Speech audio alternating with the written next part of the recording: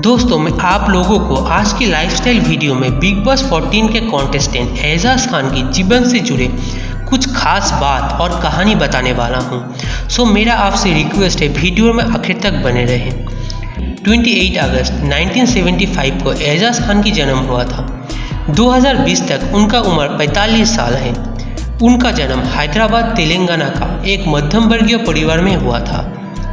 उनके पिता का नाम है सत्तर खान, जो मुंबई के एक प्राइवेट कंपनी में एम्प्लॉय था, जबकि उनके माँ एक हाउस वाइफ थे।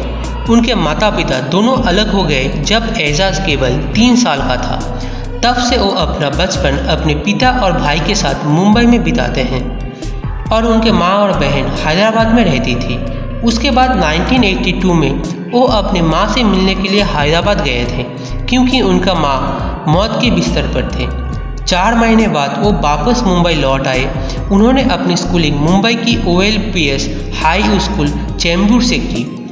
उसके बाद वो Datta Megha college of engineering से सिविल इंजीनियरिंग में इंजीनियरिंग की डिग्री प्राप्त की और फिर उन्होंने अपनी मास्टर डिग्री पूरी करने के लिए अमेरिका के वाशिंगटन में स्थित university school of international service में दाखिला लिया और फिर 1991 में उनकी मां का निधन हो गया और कई सालों के बाद उन्हें मौत की खबर के बारे में पता चला। बाद में उन्होंने अपनी बहन के साथ रहने का फैसला किया और अपनी बहन को ढूंढना शुरू कर दिया, क्योंकि उनके माता पिता अलग होने के बाद उनके बीच कोई संबंध नहीं था। अगर एजाज खान की रिलेशन की बात करें तो वर्तमान में वो किसी के साथ डेटिंग नहीं कर रहे हैं और अभी तक वो शादी भी नहीं किए। रिपोर्ट के अनुसार हिंदी धारावाहिक ककम्बंजली में काम करने के दौरान अपने सह कलाकार अनीता सहनदानी से प्यार हो गया और दोनों सगाई भी कर लिए थे। लेकिन कुछ समय बाद एजाज ने अनीता को नज़रअंदाज करना शुरू कर दिया, क्योंकि वो नोटली डी लूसियो नामक एक कनाडियन सिंगर को डेट कर रहे थे। एजाज 99 में फिल्म तक्षक में अपनी उपस्थिति के साथ बड़े पर्दे पर अभिनय की शुरुआत की। तब से उन्होंने कई लोकप्रिय हिंदी फिल्मों में सहायक भूमिका में प्रमुख भूमिका निभाया।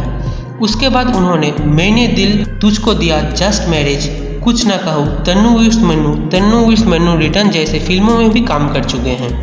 एजाज ने टीवी धारावाहिक कही तो होगी से टेलीविजन स्क्रीन पर अपनी शुरुआत की। तब से उन्होंने कयामत, कुकुसुम, क्योंकि सास भी कभी बहू थी, डोली सजा के जैसे टीवी सीरियल में काम किए। 2012 में उन्होंने एक प्रतियोगी के रूप में टीवी रियलिटी शो झलक दिखला जा में भाग लिया। एजाज ने हाल ही में बिग बॉस 14 के घर में एक प्रतियोगी के रूप में प्रवेश किया। कई बार वो अपनी निजी जीवन में समस्याओं के कारण मानसिक अवसाद और चिंता में ग्रस्त थे। एक बार उदास होने के बाद वो 3 महीने के लिए हिमाचल प्रदेश के धर्मशाला गए। 2019 में टाइफाइड के कारण उन्हें अस्पताल में भर्ती करवाया गया था और तब से एजाज की फिजिकल स्ट्रेंथ में थोड़ा सा कमी देखने को मिल रहा है। सो दोस्तों, एजाज की कहानी यही तक था। फिलहाल चाहता हूँ आपसे इजाज़त।